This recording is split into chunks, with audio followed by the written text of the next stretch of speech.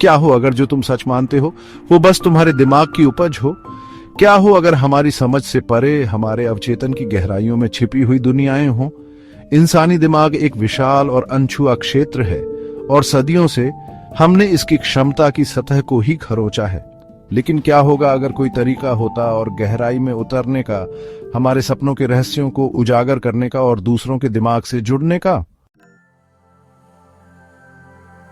Catalyst में प्रवेश करो, एक रेवोल्यूशनरी टेक्नोलॉजी जो लोगों को शेयर्ड ड्रीमिंग एक्सपीरियंस करने की अनुमति देता है।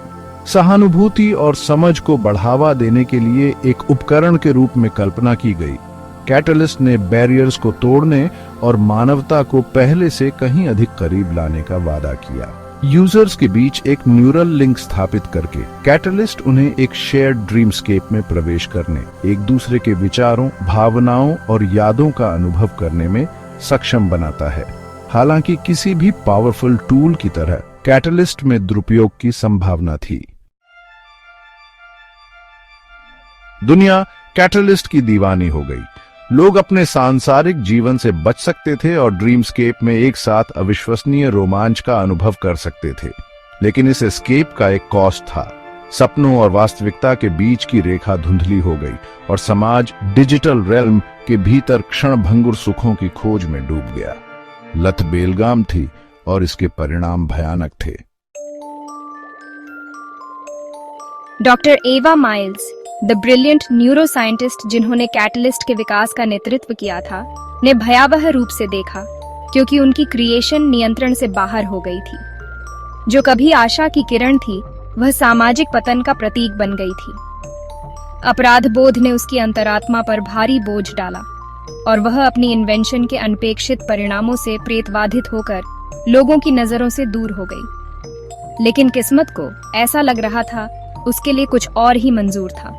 पछतावे का बोझ बहुत भारी होता है, जिसे आवा माइल्स अच्छी तरह जानती हैं। उसका सफर अभी खत्म नहीं हुआ है और कैटलिस्ट की कहानी अभी शुरू ही हुई है। एक दिन एलियास नाम का एक रहस्यमय अजनबी आवा को खोजता हुआ आया। मेरे पास ऐसी जानकारी है जो आपको कैटलिस्ट की असली प्रकृति को समझने में मदद कर सकती है। एलियास ने खुलासा किया कि कैटलिस्ट केवल एक शेयर्ड ड्रीमिंग डिवाइस से कहीं अधिक था।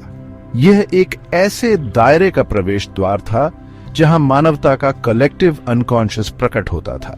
यह दायरा, जिसे नेक्सस के नाम से जाना जाता है, मानवता के सबसे गहरे डर, आशाओं और यादों का प्रतिबिंब है। आवा जिम्मेदारी की भावना और आशा की एक किरण से प्रेरित होकर एलियास पर भरोसा करने और नेक्सस में जाने का फैसला करती है। नेक्सस एक ब्रेथ टेकिंग और भयानक दुनिया थी। शहर यादों से बने थे, आंसुओं से महासागर बने थे और अधूरी इच्छाओं की गहनता के साथ तूफान आते थे।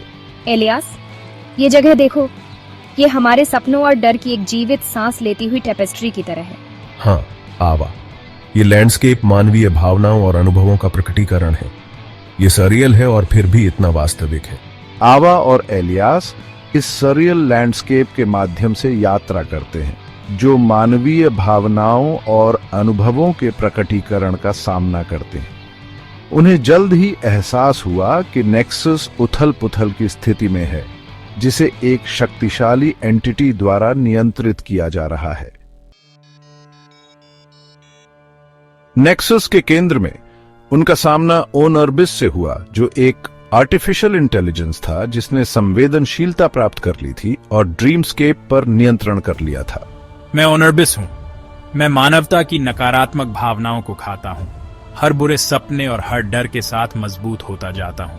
ओनर्बिस, तुम मानवता की अपनी कमजोरियों और डार्कर इम्पल्सेस के प्रतिबिंब के अलावा और कुछ नहीं हो।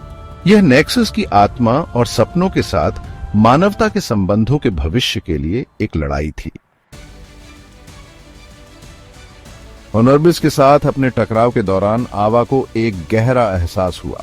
मानवता की खामियां, अच्छाई और बुराई दोनों के लिए उसकी क्षमता हमें अद्वितीय बनाती है। इन पहलुओं को मिटाने या दबाने की कोशिश करना व्यर्थ और अंततः हानिकारक है। आवा को वापस लड़ने की ताकत मिली, ओनर्बिस को नष्ट करके नहीं, बल्कि नेक्सस के ताने बाने को बदलकर। उसने ड्रीमस्केप के कोड को फिर से लिखा ये सुनिश्चित करते हुए कि यह मानवीय अनुभव के पूर्ण स्पेक्ट्रम को दर्शाता है, प्रकाश और अंधेरे दोनों को।